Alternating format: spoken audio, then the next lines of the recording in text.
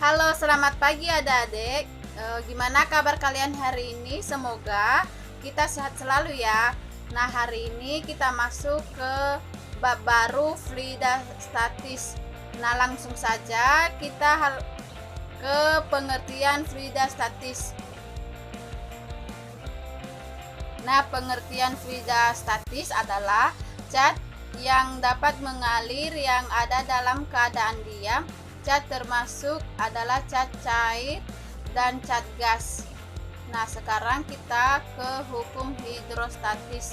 Nah, pengertian hukum hidrostatis adalah tekanan yang diberikan oleh air ke semua arah pada titik ukur manapun akibat adanya gravitasi. Nah, boleh adik-adik ya rumus hukum hidrostatistik, dan ada juga di sini gambar di samping contoh, di bawahnya hukum hidrostatis. Nah, dari penjelasan di sini dia terdapat sebuah botol yang diberikan 3 buah lubang dengan jarak yang berbeda-beda. Nah, air yang terdapat dalam botol akan mengalir keluar dengan jarak pancar yang berbeda-beda. Nah, kira-kira kenapa jarak pancar yang berbeda-beda? Itu karena terdapat perbedaan tekanan pada setiap lubang. Nah, ini penjelasan contoh gambar dari hukum hidrostatis. Sekarang masuk ke hukum Pascal. Nah, pengertian hukum Pascal ini adalah tekanan yang diberikan cat cair dalam ruang tertutup diteruskan ke segala arah dengan sama besar. Nah, boleh dilihat ya, ada di bawahnya ada rumus dan ada juga gambar di sampingnya hukum Pascal. Nah, dari penjelasan gambar di sini, nah, pernah nggak kalian pergi pencucian mobil, kemudian pernah nggak memperhatikan alat untuk mengangkat mobil? Kira-kira kenapa alat tersebut bisa mengangkat mobil yang begitu beratnya?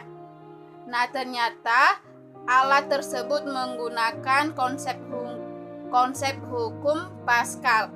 Nah, ketika kita memberikan gaya F1 kepada A1 yang luas penampangnya lebih kecil oleh fluida, akan diteruskan sehingga dapat mengangkat luas penampang A yang lebih besar dan mengeluarkan gaya lebih besar, sehingga mobil yang memiliki massa cukup besar itu akan terangkat. Nah, ini contoh dari hukum Pascal.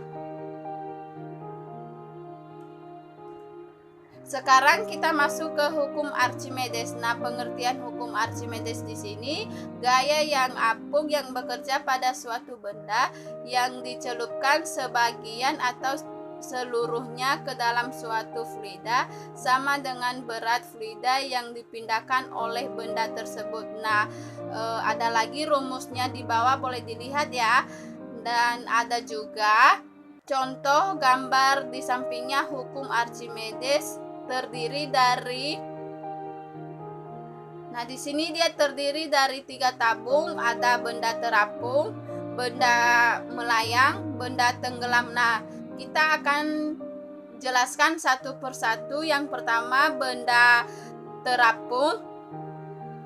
Nah, untuk benda terapung ini karena massa jenis benda lebih kecil daripada massa jenis air, sedangkan benda melayang karena massa jenis benda sama dengan massa jenis air. Nah, untuk yang terakhir, benda tenggelam, dia karena massa jenis benda lebih besar daripada massa jenis air. Nah, cukup sampai di sini penjelasan kakak. Apakah ada yang kurang mengerti dan kurang paham? Boleh ditanyain ya. Sampai jumpa minggu depan. Terima kasih.